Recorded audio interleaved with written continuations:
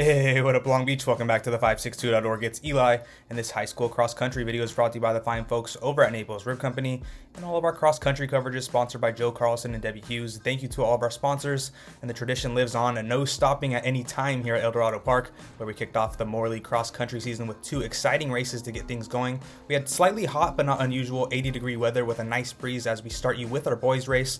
Milliken the clear favorites as a team having won the last 3 years, except no Jason Parr from times past and no Max Ramirez from last year. So kind of a new slate of athletes to crown a winner from here at El Dorado. And Coach CJ gonna fire off the gun, and we're off, kicking things off here in a great 3-mile, 2-lap race ahead.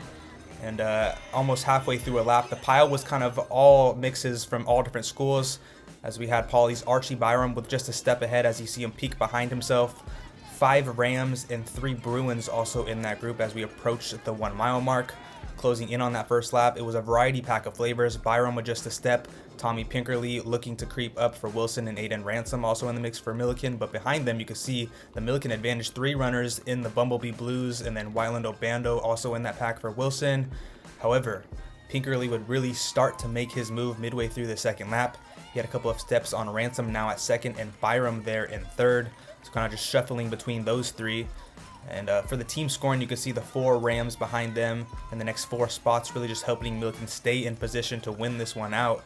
And when the smoke cleared, here comes your winner. Tommy Pinkerley cut 13 seconds off of his time from last year, 15:09 his official time.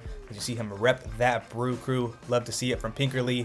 Behind him, you can see Milliken able to secure the next 3 spots with some fantastic finishes. Aiden Ransom, 15:21. Jack Walsh, 15:22, and Hector Diaz, 15:24. Paulie's top runner, Archie Byram, comes in next, 15:38 for him. Aaron Castro, 15:40 for Milliken behind him. Matthew Rangel, Lakewood's top finisher with a 15:43 before Milliken's Richard Linares Gutierrez. Bryce Kobabe would come in at 16:14 as Milliken takes the dominant team win with 6 of the top 10 finishers. And for Pinkerley, he's the first Wilson winner at El Dorado since Arturo Gonzalez in 2016. And we head to the girls race. Paulie just seconds off of a win last year, but fell on a tiebreaker. They're looking to start the league season on the right foot and put their school back on top. However, Wilson looking to go back-to-back, and they also have the heavy favorite to win it all. Nadia Mejia had the course record until Avery Peck took it last year. She said she came into the race looking to go sub 17 and get her course record back. So let's see if she could do it as we're off for our second of 2. You can see Wilson already kind of pushing the pack there in the middle off of the start line. And boy, it wouldn't take long for them and Mejia to take a lead. Midway through the first lap, she was all alone with her teammates the closest behind her. Audrey Buckley, Riley Jones, and Ashley Agallo behind her in that order. As you see them, good separation for those Bruins. Milliken and Paulie leading the pack behind them, as you see kind of a mix of athletes from Milliken, Paulie, and Wilson in that big group there. Some key runners there who might make some moves as we approach the midway point in this 2-lap race. And at that midway point, it was hard to miss those pink socks, not because they were pink, but because they were the only pair of socks leading the race. Buckley behind her making some separation of her own as she approaches that initial start line. Her teammates behind her, it's Jones and Agallo running in a small pack. Wilson really held those top 5 spots comfortably for the entire race. Avery Aricrat and Amberly McDowell for Milliken next up. Sienna Young and Avery Peck for Paulie leading the way for them as you see them try to pull away from that pack behind them. Again, a mix of runners in that pack, and then just to give you the wide angle, you could really see Mejia focus into her stride even when she's all alone. She ran a 5:18 first mile, just kept pushing after that. The order practically stayed the same, but the distance between runners grew. Buckley in a lane of her own, and you'll see Jones and Agallo. They'll make their way into the frame as they cross over the bridge, running in a group alongside one another. Aricrat creating a little distance with McDowell behind her, and then again, Young, the top leader for Paulie. Peck over to follow her for Paulie as well, and a nice group behind her.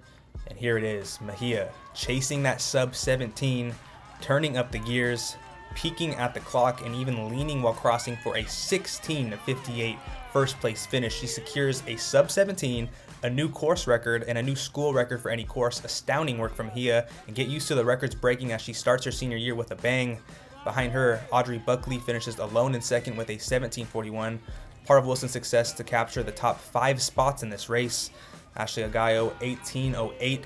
Avery Aricrat behind her, 18:12.